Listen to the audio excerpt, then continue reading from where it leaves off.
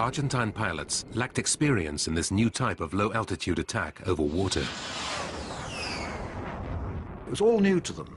They'd flown for 300-400 miles overseas, let down probably through cloud onto the sea or maybe an island and slap into a hillside, which they're not used to doing. They would have been very, very jumpy. To win the battle, the Argentines needed to reach the logistics, transport and landing ships on the far side of San Carlos. Without them, the British simply couldn't proceed. Landing ships are the main target. In order to attack the landing ships, the defender puts up an escort with the objective of making the air attack fail. The British had strategically placed many of the destroyers in the mouth of the Sound, so they could spot fighter pilots on their approach. Argentine pilots braved the British air defense systems and the Sea Harrier jets to attack the British ships.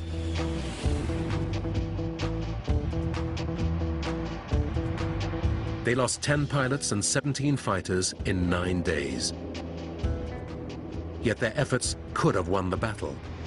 Their bombs only had to reach a few key targets. The logistic support of both brigades was totally dependent on my small group of 6 landing ship logistics. So if we'd lost them earlier, it would have been huge difficulties. Huge. But the Argentine pilots had an extraordinarily difficult challenge. They had to fly very low over the Atlantic for an hour, using only a compass and a stopwatch to navigate. Then, as they came to San Carlos, they had just a few seconds to decide what to hit. The planes flew into San Carlos Bay at 300 meters a second, some 2 or 3 meters above the sea. With a bay full of ships, you have no time to choose. Your main concern is to avoid hitting the water. Your focus of vision is pretty narrow ahead. You're not really seeing much out here. You're damn busy flying the aircraft at all, and you're looking out ahead of you. They fired on the first thing they saw, and I think that was fine. There was no other way.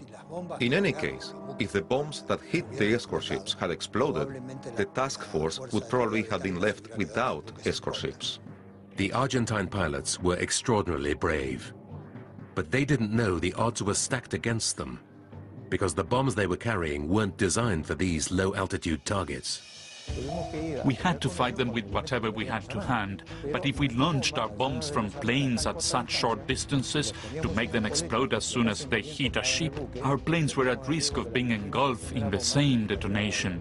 So we had to put a retarding triggering mechanism on the bombs, which made the bomb go right through the ship, and if it exploded, it did so outside the ship, so there were many bombs that failed to go off. At least 14 times, the Argentine pilots dropped bombs onto British ships that did not explode.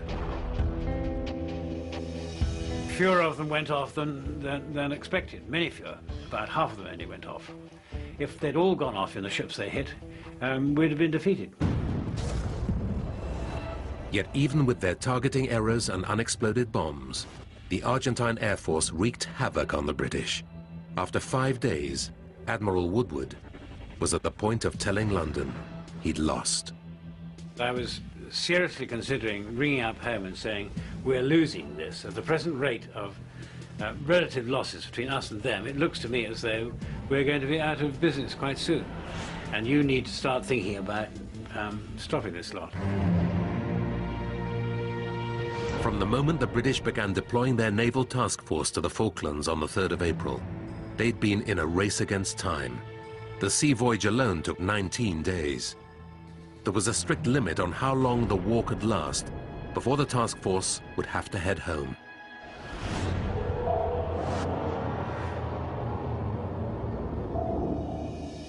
If you put an aircraft carrier in the front line and you keep it there for 3 months, it is virtually dead at the end. It's at most you look at 3 months. So from April, May, June. By the end of June, you're certainly looking at major problems with the ships at sea. That's not just the carriers, that's all of them. By mid-June, we really said we don't want to be any later than that before this battle is over.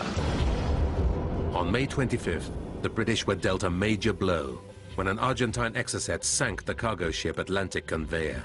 It was carrying critical supplies and a major part of the helicopter force that was vital to their land campaign. And there's no doubt Atlantic Conveyor, though I very much doubt it was the target they thought they were going for, had a bigger effect on me than the loss of almost any vessel except possibly a carrier. We lost a major part of the helicopter force, and that was why I regarded, at least, and I think many other people did, the loss of Atlantic Conveyor as our biggest loss of the war. With the loss of the Conveyor's helicopters, the British would not be able to move men and artillery across the island easily. And the fleet was at the very edge of its time limit at sea. The Argentines could still win by slowing the British down. What he could have done was flown troops forward and started harassing, patrolling and mounting local attacks on our perimeter, which would have slowed us down. According to a statement by General Galtieri on the 22nd, the junta still believed in the possibility of a political solution. So I told my troops the following: gentlemen, when the English attack us, we need to resist at all costs, because afterwards we will have the chance to seriously negotiate repossession of the islands.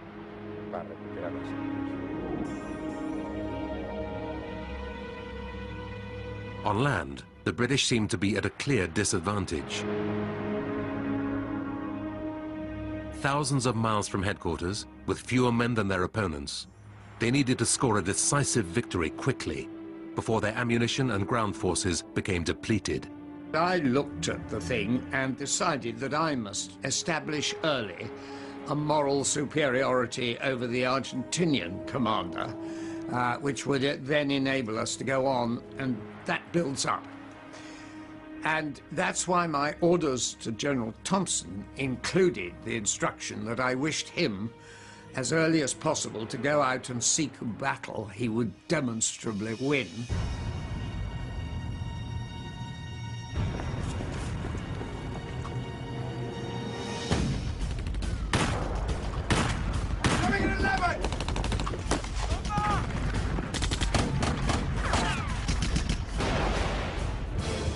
In the early hours of the 28th of May, 1982, British forces decided to make their first land attack over what they thought was only a small garrison, Darwin and Goose Green, far off the road to Stanley, the main target of the campaign.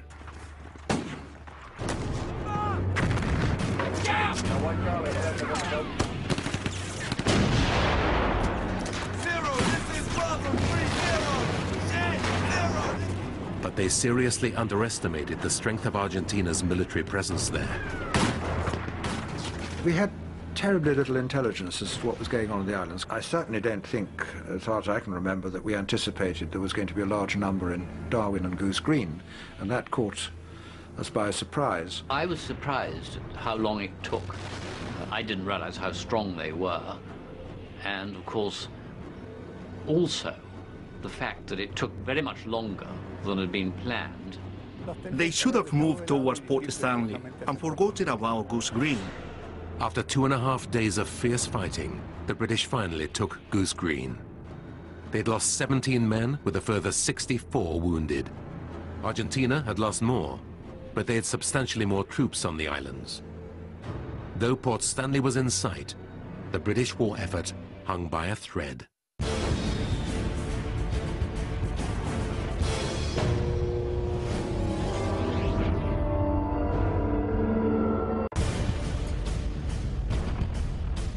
This is the story of how Argentina could have won the 1982 Falklands War.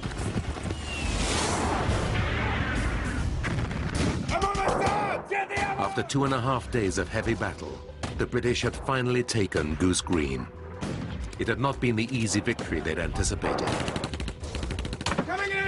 There was still a chance that if Argentina's resistance held strong, the British would run out of vital ammunition and supplies before they could reach Port Stanley.